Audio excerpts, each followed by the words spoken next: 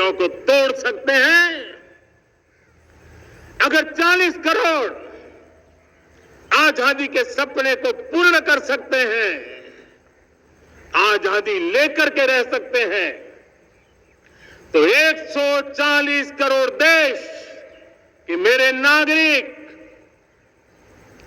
140 करोड़ मेरे परिवारजन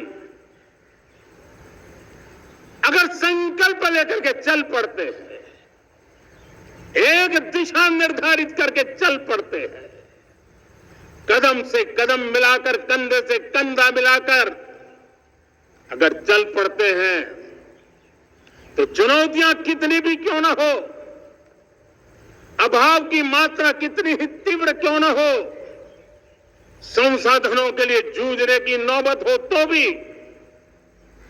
हर चुनौती को पार करते हुए हम समृद्ध भारत बना सकते हैं। देखिए इन्होंने क्या कहा, बार बार गुलामी का लफ्ज़ इस्तेमाल किया 39 करोड़ के लिए, जबकि पूरे ब्रिटेन की आबादी उस वक्त 4 करोड़ थी और वो भी आबादी वहाँ रहती थी, वो यहाँ नहीं थी। यहाँ पे जो लड़ाई हुई है उन गद्दारों के खिलाफ हुई है। तो हमें ये समझना है कि 39 करोड़ जो देशवासी थे उस वक्त भी गद्दारों ने चालाकी से 39 करोड़ को तोड़ा, 20-20 करोड़ में बंटवारा किया, 20 करोड़ में पाकिस्तान बना दिया। मतलब एक हिसाब लगा रहा हूँ, तो 20 करोड़ तो नहीं, समझो 5 करोड़ ले गए या 10 करोड़ भी ले गए आबादी वहाँ की, तो आज 140 करोड़ है। अगर उस वक्त का जो हिंदुस्तान है, अगर आज वो अखंड मिल के रहता तो सोचो पूरी दुनिया ही हिंदुस्तान की हो जाती। अब ये कह रहे हैं कि फिर से हम उसको जोड़ेंगे। तो मैं यहाँ पर देशवासियों को आश्वासन देना चाहता हूँ, ये वही अंग्रेज़ों के टट्टू हैं जो इस तरह के नारे लगाकर, गुलामी के नारे लगाकर हिंदुस्तान को लूटने बैठे हैं। आज ये मतलब पावर में 20 साल हो चुके हैं, 10 साल तो एक्यूरेट पूरे इंडिया में पावर में हो चुके हैं, तब भी इन्होंने पाकिस्तान का ना बाल बाका किया, पाकिस्तान को मजबूत किया, बांग्लादेश को मजबूत किया, मालदीव्स को मजबूत किया। अगर मेरे प्यारे देशवासी, अगर तुम्हें अखंड भारत बनाना है तो तुम्हें हिंदुस्तान के मुसलमानों के पास आना होगा, हिंदुस्तान के मुसलमानों को अपना लीडर मानना होगा, तभी तुम्हें अखंड भारत मिलेगा। इन पाखंडी नेताओं को छोड़ना होगा। ये आज पहले भी ये लूटने का काम कर रहे थे, आज भी ये लूटने का काम कर रहे हैं।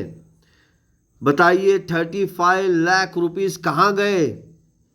35 लाख करोड़ रुपया कहाँ गया? इन्होंने माफ़ कर दिया। आज भी वो तो इन्होंने माफ़ कर दिया, और भी 35 लाख करोड़ रुपया लेके लोग भाग गए, उसको भी इन्होंने माफ़ किया। फिर अलग से 35 लाख करोड़ रुपया स्विस बैंक के अकाउंट में है, वो ला नहीं रहे हैं। मैं सबूत के साथ देता हूँ, इन्होंने चंद्रबाबू नायडू को धोखा दिया सिर्फ अपना उल्लू सीधा करने के लिए। बाल ठाकरे साहब को धोखा दिया सिर्फ अपना उल्लू सीधा करने के लिए, यानी कि तेलुगु देशम में, फिर मराठवाड़ा में, फिर इसी तरह बिहारवाड़ा में, हर जगह पर ये लोग वापस आपको लूट रहे हैं। अगर आपको सच में अखंड भारत चाहिए तो आपको मुसलमानों की तरफ आना होगा, मुसलमानों को अपना लीडर बनाना होगा, क्योंकि मुसलमान ही वो ईमानदार हैं, मोहम्मद के नक्शे कदम पे चलते हैं, मोहम्मद के तरीके पे ही अखंड भारत बन पाएगा। मोहम्मद का तरीका मतलब राम का तरीका, मोहम्मद का तरीका मतलब कृष्णा का तरीका, मोहम्मद का तरीका मतलब पांडवों का तरीका।